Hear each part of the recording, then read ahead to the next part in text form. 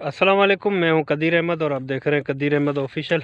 तो कैसे हैं आप लोग? ठीक हैं, खैरियत से हैं और उम्मीद है ठीक ही होंगे।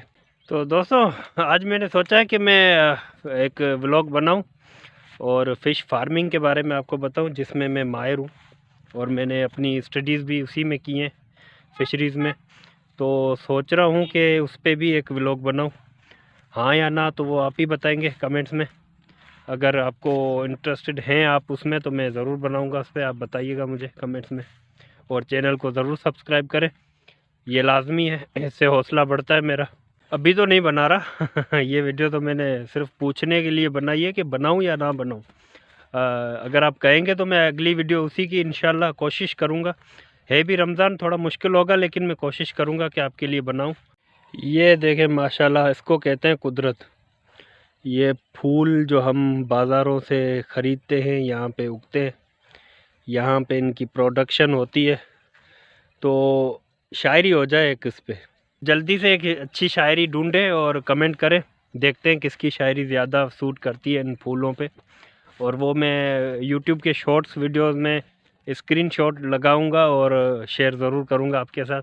नाम ज़रूर लिखिएगा अपना नीचे शायरी के साथ, नहीं तो पता नहीं चलेगा किसने डाली।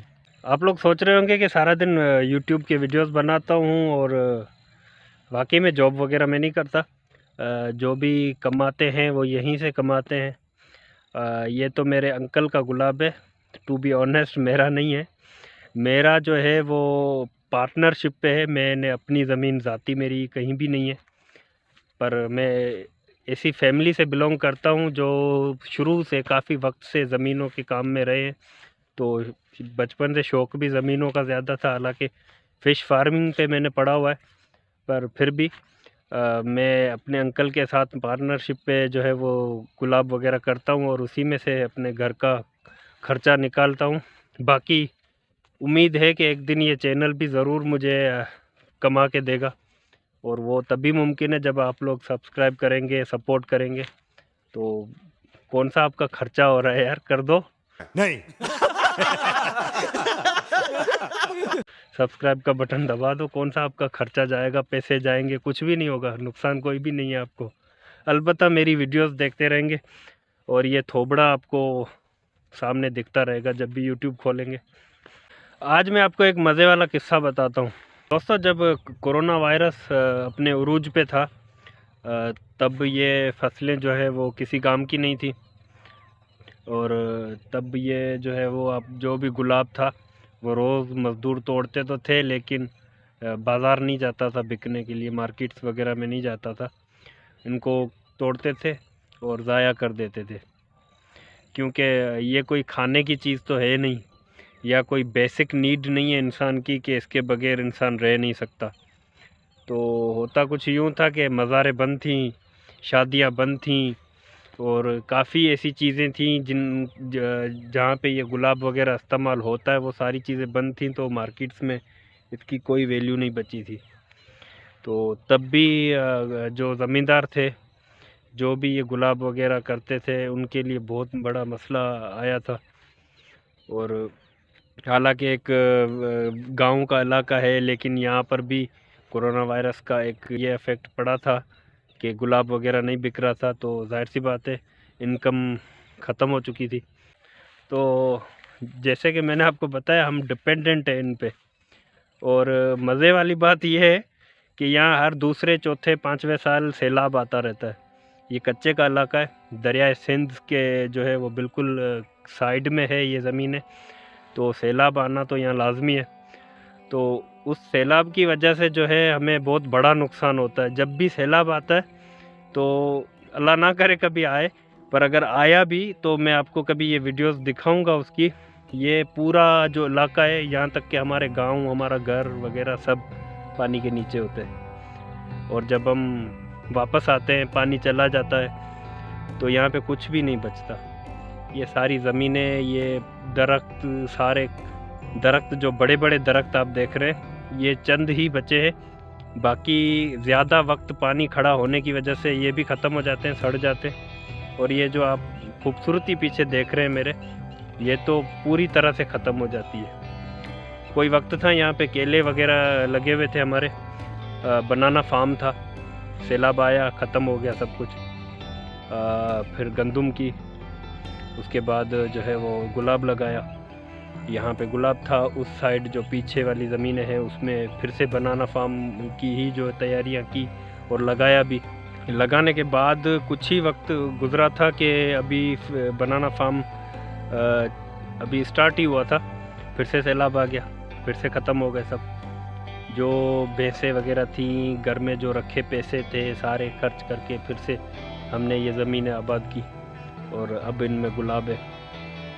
ये हमारे साथ तकरीबन चौथे 5वें साल, और पिछले कुछ सालों से तो जल्दी जल्दी सैलाब आ रहे हैं, तो ये नुकसान उठाना पड़ता है और ये बहुत बड़ा नुकसान है। इसका भरपाई करना, इस नुकसान की बहुत बड़ा चैलेंज हो जाता है हमारे लिए।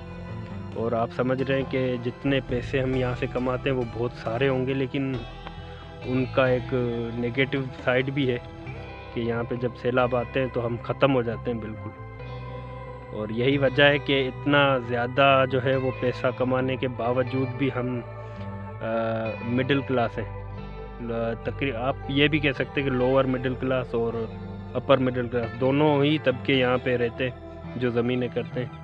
अगर ये सैलाब ना आते होते तो तकरीबन जिसके पास 1 एकड़ भी ज़मीन है वो गाड़ी का मालिक होता, क्योंकि ज़मीनें अच्छी हैं। और इसी वजह से हम हर सैलाब के बाद यहाँ पे फिर से आबादियाँ करते हैं और यही उम्मीद करते हैं अल्लाह से कि इस बार जो है वो बच जाएंगे। सैलाब अगर हमें 5 साल 8 साल का मौका दे देता है, ब्रेक आ जाता है, सैलाब ना आए तो फिर तो बचत हो जाती है। अगर दूसरे साल या 1 साल के बाद आने लग गए फिर नुकसान बहुत बड़ा होता है। ये सिलसिला पहले नहीं था, तकरीबन 90s के दौर से बंद हो चुका था, फिर 2010 से ये सैलाबों का सिलसिला शुरू हो चुका है। जब पानी आता है तो यहाँ से लोग माइग्रेशन करना शुरू कर लेते हैं और आसपास के जो ऊंचे इलाके हैं, जो इस डाइक्स जो लगे हुए हैं, दरिया के बंद लगे हुए हैं, उनके अगली तरफ जो दूसरी तरफ है वहाँ शिफ्ट हो जाते हैं और इंतज़ार करते हैं कि कब सैलाब ख़त्म होगा, कब पानी वापस जाएगा तो अपने घरों को लौटें। तो हम तो चलो कर लेते हैं मैनेज, अल्लाह ने इतना किया है, इतना दिया है कि फिर से स्टेबल हो जाते हैं। आप उनका सोचें जो इन खेतों में मजदूरियां करते हैं, क्या हाल होता होगा।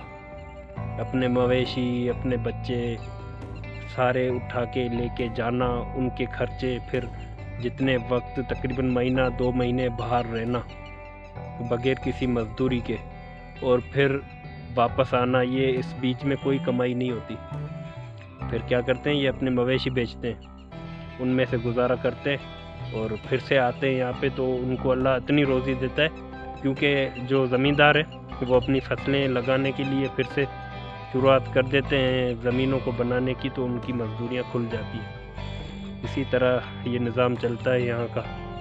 सैलाबों की बातें तो होती रहेंगी, खैर अल्लाह ना करे कभी आए दोबारा। अगर आया तो इन केस अगर ऐसा होता है तो मैं ज़रूर आपको उसकी भी अपडेट्स दूंगा, लेकिन ये बहुत ख़तरनाक चीज़ है, इसको इतने हल्के में नहीं लेना चाहिए।